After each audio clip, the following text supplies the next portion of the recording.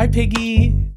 Can you believe that? Cannot believe. In case you missed it, Donald Trump has stooped to lower lows and called the reporter Piggy on Air Force One. Yeah, I know we've started episodes like this before, but I'm going to start it out this way because I love just saying the words.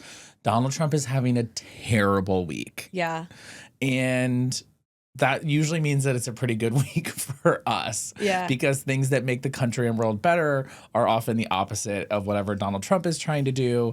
And so when things are going poorly for him, usually somebody who needs to benefit is benefiting. Let's talk about it. Okay. So a week ago today, we were sat here and all we had was just one email. This feels like a year ago. Remember, we got the alert. We were on our way into the office. Oh my God, an Epstein email is out. From House Democrats. One email. I don't even recall what it said. It was the one that said he had been alone for hours with one of the victims. Right, and that he was the dog that doesn't bark. Right. Okay, cut to today. We have over 20,000 emails. You know, Courier Newsroom created a database so you could sort through it. Sammy Sage, I think, read every single email. I've seen that. Yeah, Sammy, we're thinking of you. We know what this social group looked like. There's still a lot of things that are redacted. These were, again, we said this last week, not the Epstein files, which we'll get to. These were just the emails that were part of the investigation that the DOJ had, and they weren't released because Ghislaine was still under investigation. We essentially got an entire season of House of Cards in 7 days. Yeah. Is basically what just happened. I have no doubt that a movie or something is going to be made. For sure. About this. House Democrats released one email to be like, hey guys, by the way, Donald Trump is definitely in the Epstein files. Then House Republicans do a dump to try to just muddy the waters and be like, hey, look, lots of people are in it. Look at all this other stuff and just try and create other headlines. Trump then uses those emails as a smokescreen and as justification to launch a DOJ investigation into Democrats and says this is all a Democrat hoax and it's Democrats that are the ones that are in the Epstein files. 200 minutes later, DOJ makes a criminal referral to start an investigation into Democrats at the direction of Donald Trump. So purely politically motivated investigation now, just outright, blatantly.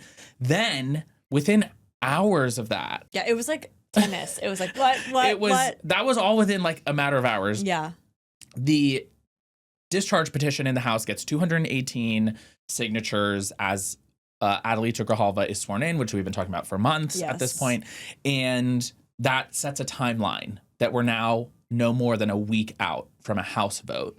And so then there's this rush of the administration trying to pressure Lauren Boebert or Nancy Mace to drop off of the discharge petition because they wanted so badly to keep the files a secret. Yeah, and I just want to double tap that point. One, they brought Lauren Boebert into the Situation Room, the famous Situation Room where we killed Osama bin Laden, where the Bay of Pigs went down.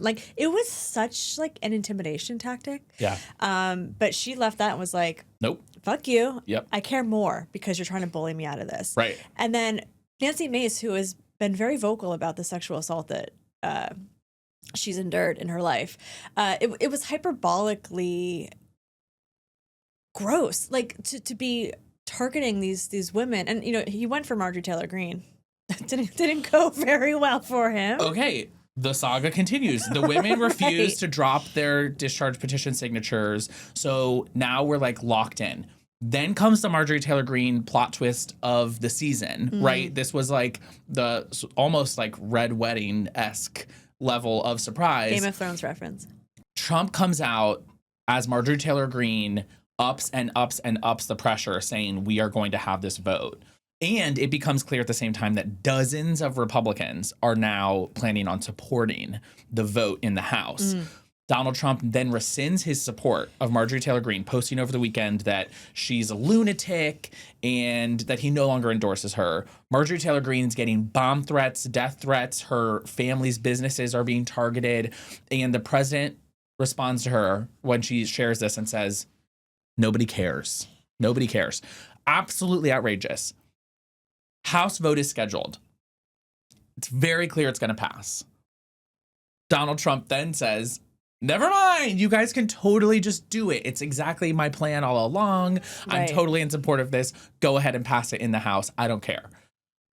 Opens the floodgates. Then all the Republicans finally have what they themselves were calling a hall pass to do the right thing. Yeah, because Daddy told them to. Exactly. I'll also say that a lot of the Republicans who were holding strong is because their constituents were telling them to. Of course. So it was like this choice between being super loyal to dear leader Trump or listening to your constituents. And just in one of the most obvious moral questions of all time, right? So it's like, yes, the pressure from constituents, but also like, do you have even a shred of integrity left in your body to do the right thing and vote your conscience? Like, is it even possible? Apparently, well, we'll never really know because they're just doing what Donald Trump told them at this point. But passes the House yesterday with almost a unanimous vote. One dude votes no.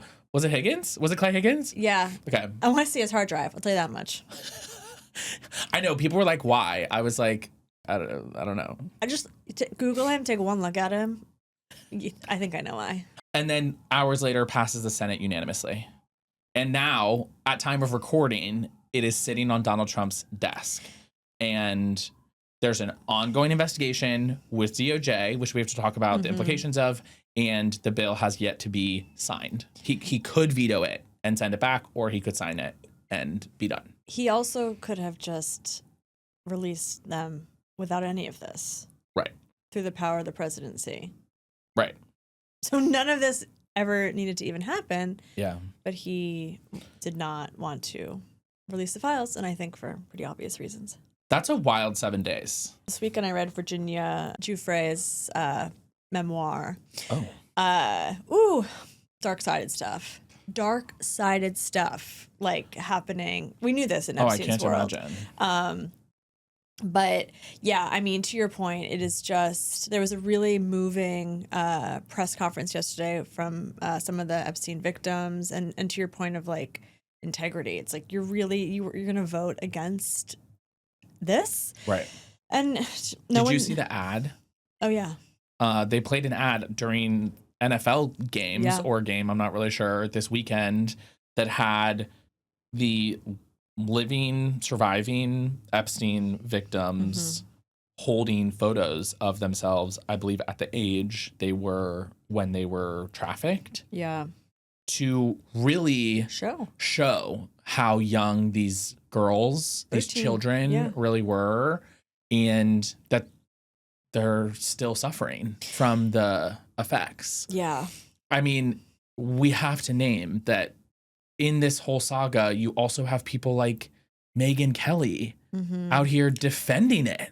I know. That was disgusting. She went on her show and was basically saying 15-year-olds are fair game. Yeah, they're like 18. They look 18.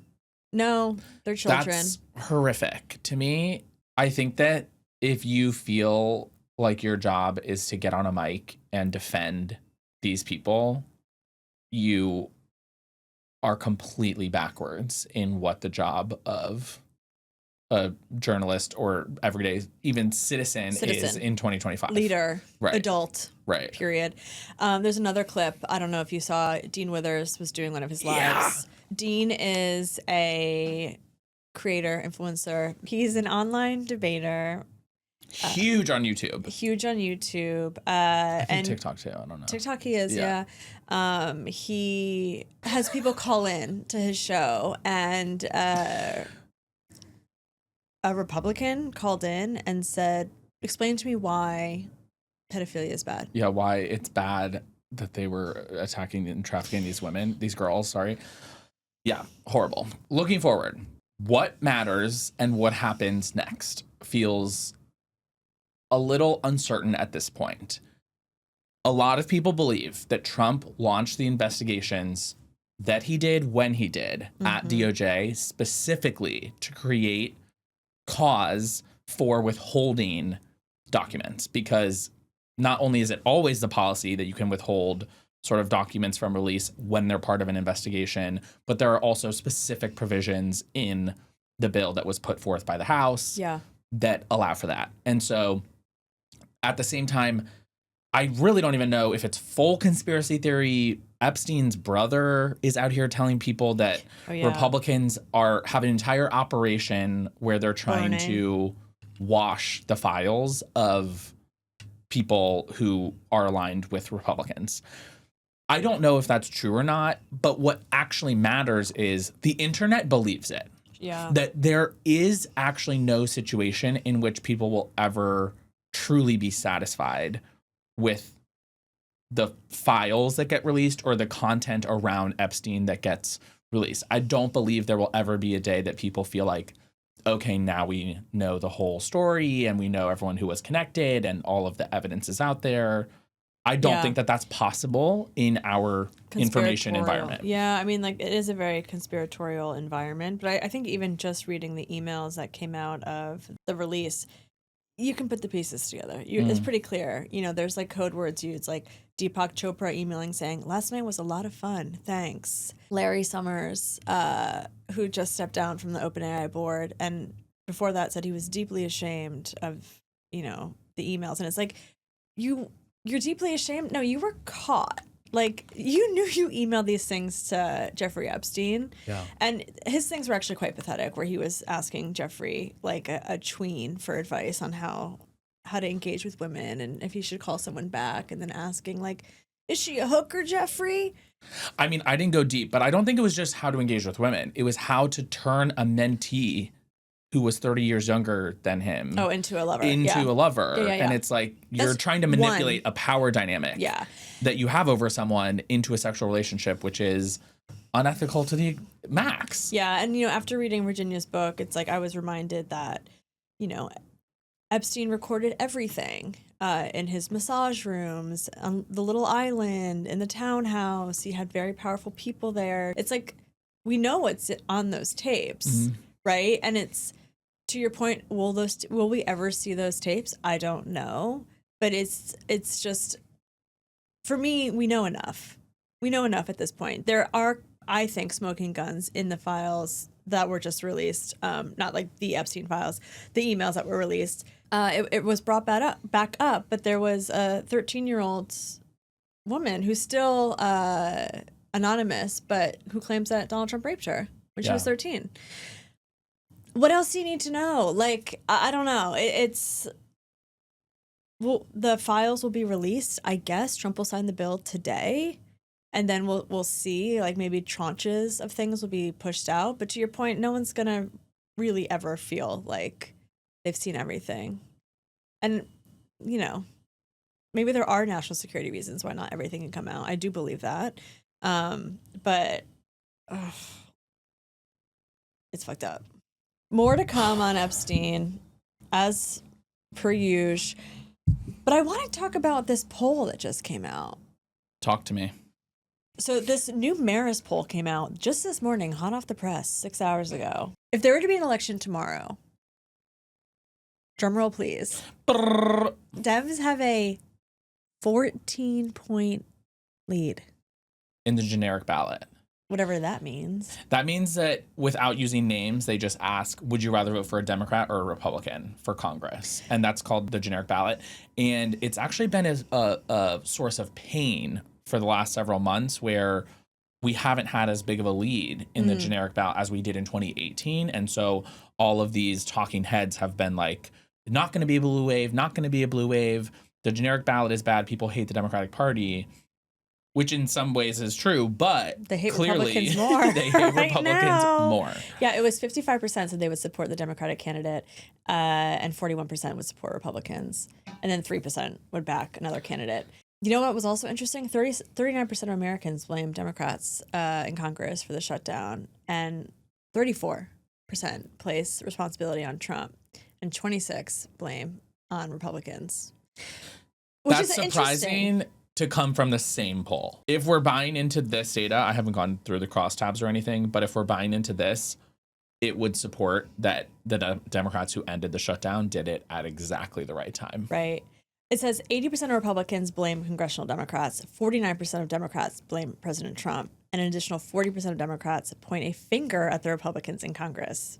That's a funny way to say blame. Independents, 41% blame President Trump, 32% blame the Republicans in Congress, and 27% blame the congressional Democrats.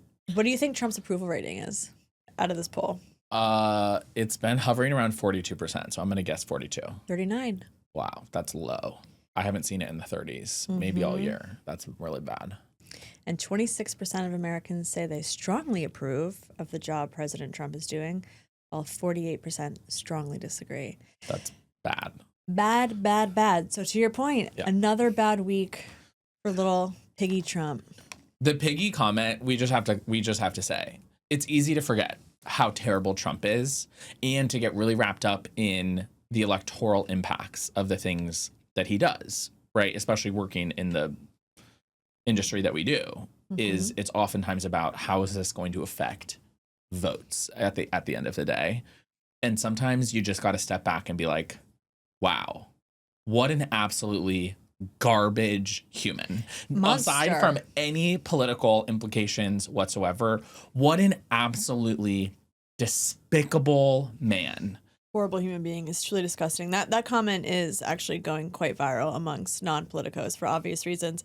To call someone piggy, it's it's so psychotic. It's psychotic, and he like, to me, I see him, and when he says stuff like that, the first time I clocked it on Air Force One that he wanted to say something much, much worse was when he looked at a reporter and he said, "Little girl," and I was like, "You're disgusting." Right. His hatred and disrespect and disdain and narcissism rots him from the inside. He is an adjudicated sexual assaulter, harasser. He's a horrible person, and that is in one word, one comment, truly exemplified that. Do you follow Pet Shop Boy? Yeah. Did you see his story? He's so disgusting. Like, Pet Shop Boy is one of my favorite accounts to follow. So my friend B, and he has these stories. We should flash them up on our YouTube. There's a piggy for you. Yeah. It basically is, it says Oink, quiet oink. piggy. Saying quiet piggy when you look this chewed up is crazy. And it has a photo of Trump just looking absolutely disgusting. Yeah, the man who like sustains himself off of McDonald's and Coca-Cola. Right. And then he says, when it happens, they need to make sure quiet piggy is on his grave, on his headstone. Oh my God. Ay, ay, ay. Quiet piggy from a dude who hasn't seen his own penis since the 70s without having to use a mirror is crazy. If ugly men have one thing in this world, it's the fucking audacity. Period. Eat shit, Donald Trump. Literally. Take a fucking spoon and eat it. Okay. Tariffs? Tariffs. Let's talk a little bit more about how Donald Trump's having a horrible week. Yeah, I think the White House has tried to do this major reset after getting clobbered in the November elections, absolutely decimated across the board in every election. They've tried to do a pivot to say, oh, we totally care about affordability, which is universally rated as the number one issue, as it always is. The last time that voters ranked something other than cost of living as their number one issue, it was COVID-19. So for years on years running at this point, voters are so consistent in saying the number one thing they care about is cost of living. Trump just learned that lesson the hard way at the ballot box. And now they suddenly want to address the cost of living instead of just doing all these crypto schemes and running around closing new business deals for the Trump organization around the world and all of the like self-dealing crap that's been going on for the last 10 months, bulldozing the White House in order to build a shrine to himself. All of these things now need to take a backseat to affordability. Yeah. But how does he want to make things more affordable? He wants to undo his number one economic policy, which has been driving up the cost of everything. Right. He knows it's essentially a confession that tariffs are making everything more expensive, that he's doing it knowingly and continually with tariffs across the board on basically every type of good from every type of country. Yeah. And now he suddenly is going to start reducing the tariffs to bring down prices. Yeah, I think it's suddenly, and it's also like he's being gifted. You know, like this went a little viral this week where the Swiss gave him this massive like Rolex desk clock and a literal bar of gold Yep. that is sitting on his desk. Oh, what happens 48 hours later? The tariffs go away. Right. They're reduced back down. It's still so corrupted. And I think, honestly, I mean, we've said this many times, I think that he's like done what he needed to do by self-enriching himself, his family. Elon got what he needed. His like the people that are in his orbit have gained billions of dollars of wealth by corrupting the United States of America. At the same time, in policy, they're acknowledging that they've made everything more expensive. He continues to be delusional on a mic. Anytime he's asked, he's like, prices are way down. Groceries are way down. And as we saw from the Biden years, even when inflation actually was coming down from like really high levels during the pandemic, it doesn't work. You can't tell people that you can't gaslight people when they're paying the bill at the grocery store. They go to the checkout and they see the number every time. So you can't lie about it. I know. But he's just so used to lying. But I think something as basic as the lived experience, you can't lie about that. I am the least conspiratorial person. You know, I generally am extremely skeptical of those kinds of things. Yeah. But the more conspiratorial side of me is looking at this map that Axios published. Okay.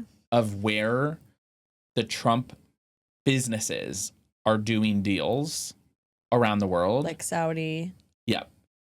And you look at where Trump has raised and then reduced tariffs, and they overlap pretty strongly. That Trump puts tariffs or other kinds of policy blockades, like we won't sell chips or we won't give jets to this specific country. Then his sons go to that country and say, hey, we need you to fast track this business deal, this development. We're going to build a hotel. We're going to build a compound, whatever. They cut the line and cut through all kinds of red tape in the country to get it greenlit. And then suddenly the tariffs come down. The prohibition on selling chips is removed. Right. The American policy suddenly shifts in that country. And it's pretty compelling to me. We have basically seen this happen in Serbia, in Romania, in Saudi Arabia, in India, in Vietnam.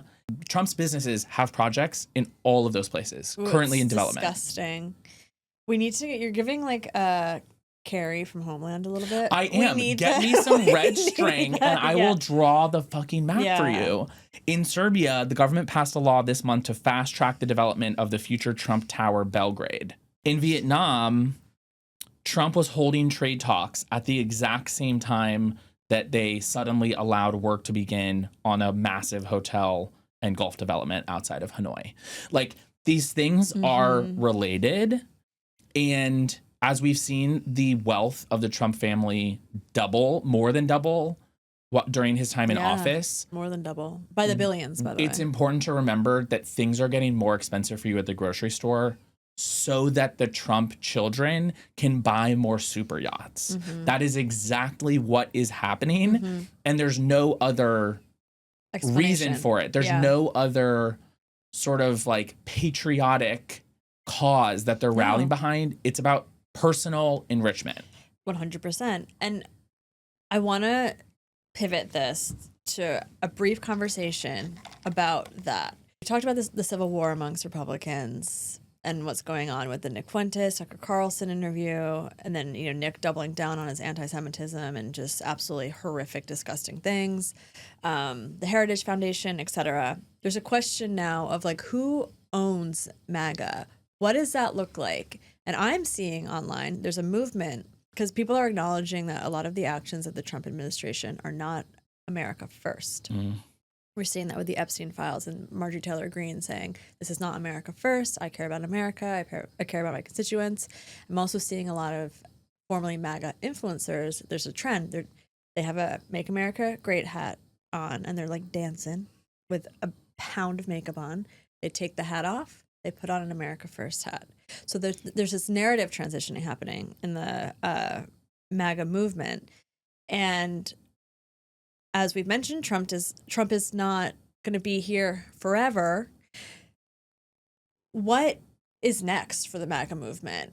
What, the Trump family, I don't see them being leaders of this. Like Don Jr. and Eric are going to be like on their super yachts in Saudi Arabia drinking oil. And what are we going to be dealing with in 2 years, 4 years, 6 years? It keeps me up at night a little bit. I'll go cup half full here and say MAGA was supposed to be a promise to center and prioritize the people who had been left out of the political system over the last 20 years. I think we both agree that both parties have too often catered to the wealthy in the policies that they have picked, the issues that they have focused on. And so MAGA was supposed to be this movement to recenter working people and everyday Americans. Yeah. What they're saying is MAGA has failed to deliver, that Donald Trump has made the entire thing about himself and about his donors and prioritizing his donors through things like the Argentinian bailout, and that everyday people are getting screwed still. And that is where I see this pivot of people wanting to abandon MAGA as a brand and jump onto America First. That's where we see the split between Marjorie Taylor Greene and Trump. And I'm not fooled into thinking Marjorie Taylor Greene is now a good person. No. But I do see it as an opportunity that we've been talking about for months that Democrats have to jump on to say, we're going to change who we've been prioritizing and what we've been focusing on in order to win those voters back, because that's what the Democratic Party is actually supposed to be about. Yeah, right. And if we're able to do that, what this is showing me is those voters are up for grabs. That if we thought that they're all red hat wearing, like sort of unreachable MAGA believers, there's actually a big chunk of people who feel extremely let down, as we're noting in the poll that we just went through. And left out. And that's an opportunity. But Democrats can only take that opportunity if we shift our focus onto the things that are going to help the widest swath of Americans possible. It's giving clickbait or double click for the week. So many headlines. Let's see what actually matters. OpenAI is piloting a new feature called Group Chat, where you can chat with a chatbot with a whole group of your friends. Clickbait. It sounds like a horrible thing.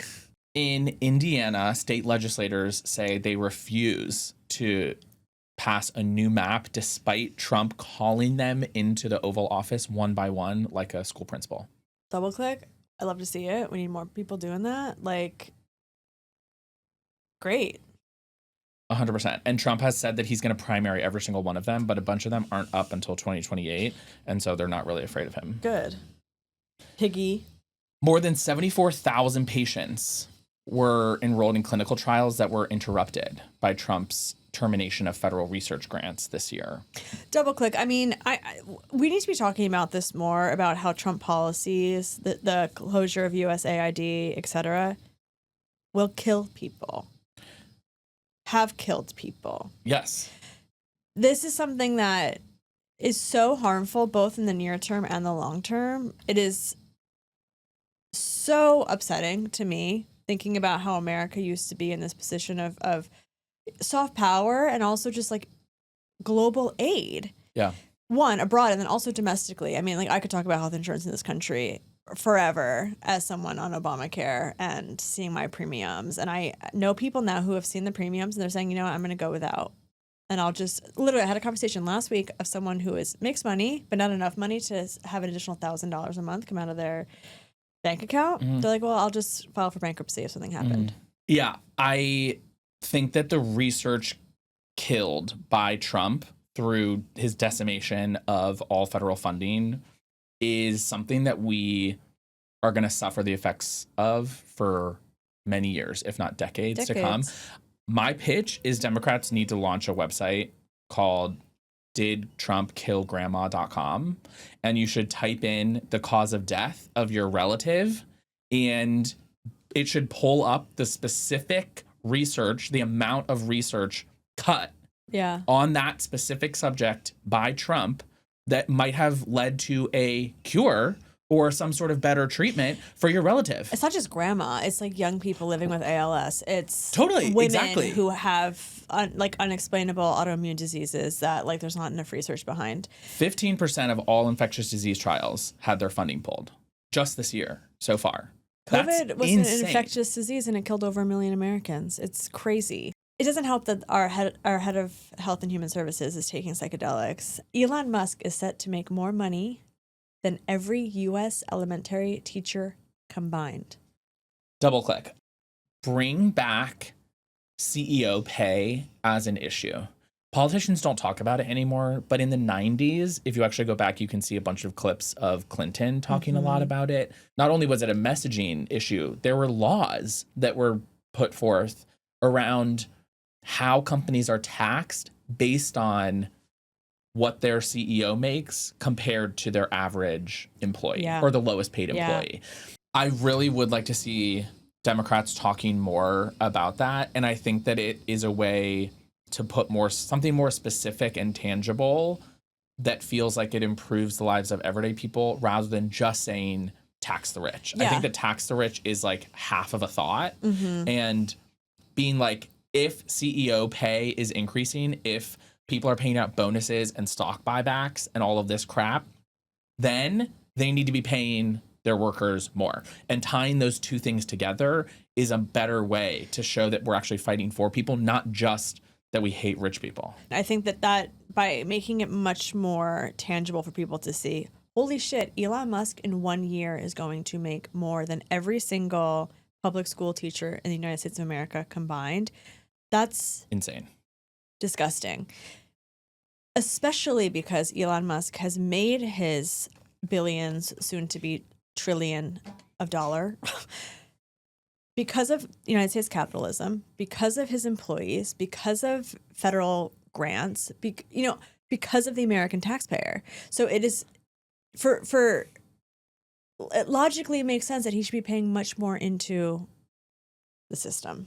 Okay, so we're going to do one It's Giving. And I just you talked about Saudi Arabia earlier. MBS, Mohammed bin Salman, the crown prince and ruler of Saudi Arabia, is on a PR tour.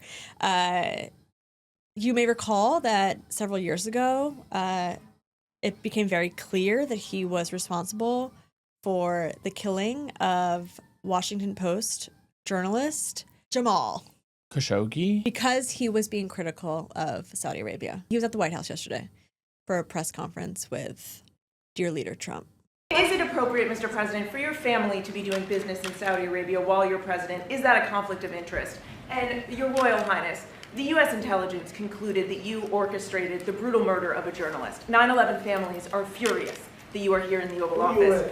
Why should Americans trust you? And the same to you, Mr. President. Now, who are you with? I'm with ABC News, sir. You're with who? ABC News, sir. Fake news. ABC fake news. One of the worst in the business. But I'll answer your question. Thank you. I have nothing to do with the family business. I have left, and when I've devoted 100% of my energy. What my family does is fine.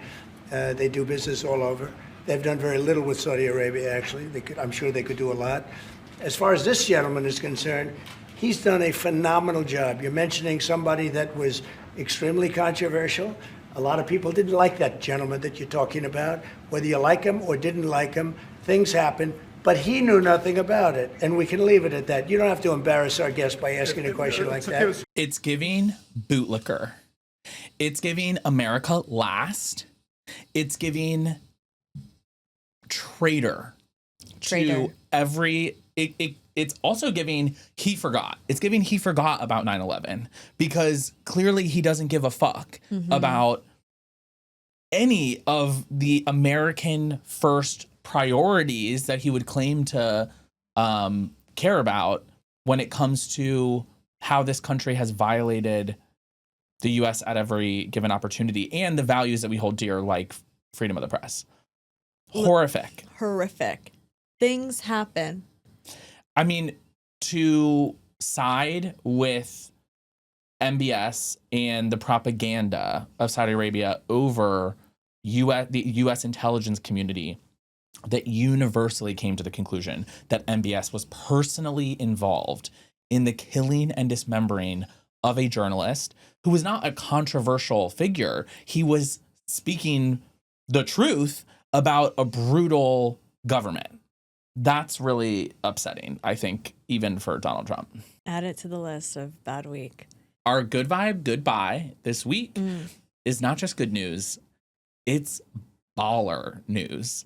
We got a court ruling that struck down the Texas gerrymander that Donald Trump personally ordered up.